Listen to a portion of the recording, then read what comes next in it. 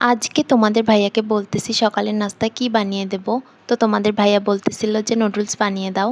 তো যেই কথা সেই কাজ, চলে আসলাম কিচেনে। এসে নুডলসটা পানি বসিয়ে সিদ্ধ করে নিয়ে তারপর ভাজি করে নিচ্ছি।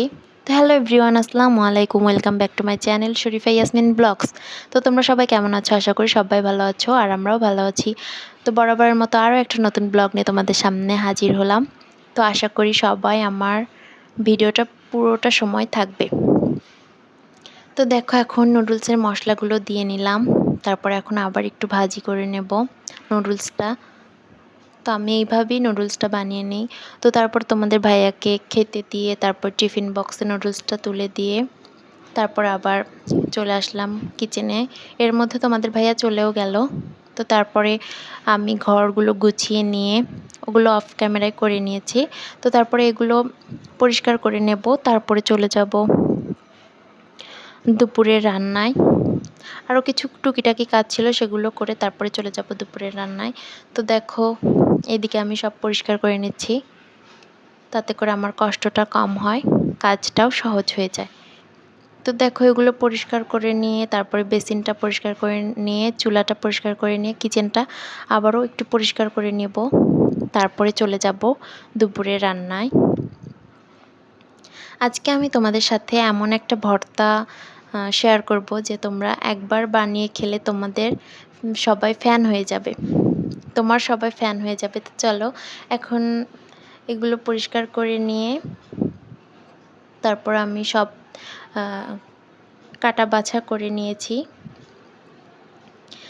কারণ আমি রান্নার আগে সব সময় কুটে বেছে ধুয়ে নেই, তাতে রান্নাটা সহজ হয়ে যায়। তো দেখো, দুপুরে রান্নায় চলে আসলাম। চুলায় কড়াই বসিয়ে তেল দিয়ে দিলাম। এখন তেল গরম হয়ে আসলে দিয়ে দেব পেঁয়াজ, রসুন আর কাঁচামরিচ। এগুলো ভেজে নেব। কাঁচামরিচটা তোমরা যে যেরকম ঝাল খাও সেই অনুযায়ী দিয়ে নেবে। আমরা একটু ঝাল বেশিই খাই, তাই 10-12টার মতো কাঁচামরিচ দিয়ে নিয়েছি, 4টার মতো পেঁয়াজ, 4টার মতো রসুন। তো এইগুলো এখন আমি ভেজে নেব। যে পর্যন্ত ব্রাউন কালার না আসছে সে পর্যন্ত আমি এগুলো হালকা আঁচে ভেজে নেব। তো দেখো, আমি এগুলো ভেজে নিচ্ছি। তো আমার পেঁয়াজ, রসুন, কাঁচামরিচ এগুলো প্রায় ভাজা কমপ্লিট। এখন আমি এগুলো তুলে নেব। তুলে নিয়ে একটা সাইডে রেখে দেব। তারপর আমি বাদাম, যে ভর্তাটা করব, বাদামটা আমি ভেজে নেব। আর বাদামটা কিন্তু সবসময় তোমরা অল্প আঁচে ভাজবে, তাহলে বাদামটা পুরোপুরি ভালোভাবে ভাজা হবে। আর জোরে জাল দিয়ে যদি ভাজো তাহলে কিন্তু বাদামটা পুড়ে যাবে উপর দিয়ে, কিন্তু ভিতরে কাঁচাই থেকে যাবে। তো এই জিনিসটা ফলো করবে ভর্তা করার সময় বা ভাজি করার সময়। তো দেখো, এগুলো অল্প আছে এখন আমি ভেজে নেব। তারপরে কিন্তু এগুলো আমি অফ ক্যামেরায় খোসাটা ছাড়িয়ে নিয়েছি। একটু ঠান্ডা হলে এগুলো হাত দিয়ে ডললে কিন্তু খোসাগুলো উঠে যায়, পরিষ্কার হয়ে যায়। তো ওটা আমি অফ ক্যামেরায় করে নিয়েছি। তো দেখো, আমার বাদামগুলো কিন্তু ভাজা প্রায় কমপ্লিট। তো তারপরে আবার এগুলো নামিয়ে 2 টেবিল চামচ পরিমাণ কালো জিরা দিয়েছি। তো এইভাবে একদিন ভর্তা করে অবশ্যই ট্রাই করবে, অনেক মজা লাগে এই ভর্তাটা। তো দেখো, এখন কালো জিরাগুলো আমি ভেজে নিয়ে ব্লেন্ডারে বাদাম আর কালো জিরাগুলো একটু গুঁড়ো করে নিয়েছি, তাতে আমার কষ্টটা একটু কম হবে সেই জন্য।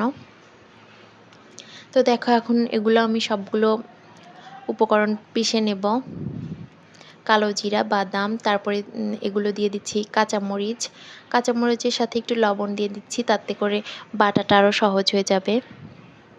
তো দেখো, এগুলো একটু ভালো করে বেটে নিচ্ছি, যেহেতু মরিচের বিচিটা দানা দানা। তো এগুলো একটু ভালো করে বেটে নেব। তারপরে দিয়ে দেব পেঁয়াজ, যে ভেজে রেখেছিলাম, পেঁয়াজ, রসুন কুচি। তো এগুলো এখন পিষে নেব। পিষে নিয়ে পেঁয়াজ রসুনটা বেশি পিষবো না, এগুলো একটু আস্তে আস্তে থাকলেই ভালো লাগে। তো এগুলো এখন সবগুলো উপকরণ একসাথে মেখে নেব। লবণটা তোমরা একটু দেখে নেবে, যে যেরকম স্বাদ অনুযায়ী খাও সেরকমই দিয়ে নেবে। তো দেখো, আমার ভর্তাটা কিন্তু কমপ্লিট। তো আমার ভিডিওটা কেমন লাগলো অবশ্যই কিন্তু কমেন্ট করে জানাবে। তো দেখো, এইদিকে আমি আবার পাঙ্গাস মাছ ভুনা করেছিলাম। তো আমার চ্যানেলটা কিন্তু অবশ্যই সাবস্ক্রাইব করে দেবে। আসসালামু আলাইকুম, আল্লাহ হাফেজ।